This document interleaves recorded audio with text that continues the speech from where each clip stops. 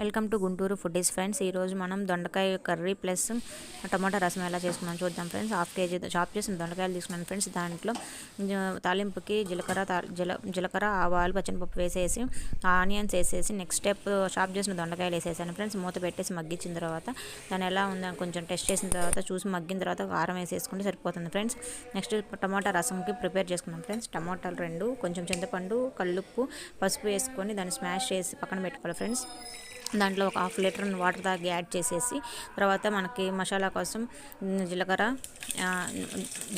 చిన్నులపాయి కొంచెం మిరియాలు యాడ్ చేసుకోవాలి ఫ్రెండ్స్. దాని తర్వాత బాయిల్ పెట్టేసుకొని ఆయిల్ హీట్ అయిన తర్వాత ఆనియన్స్, ఎండుమిర్చి, పోపు దినుసులు వేసేసుకున్నాక ఫ్రెండ్స్ ఈ టమాటా రసం అనేది దాంట్లో వేసేసి ఇంకా అవసరమైతే కొంచెం వాటర్ యాడ్ చేయాలి ఫ్రెండ్స్.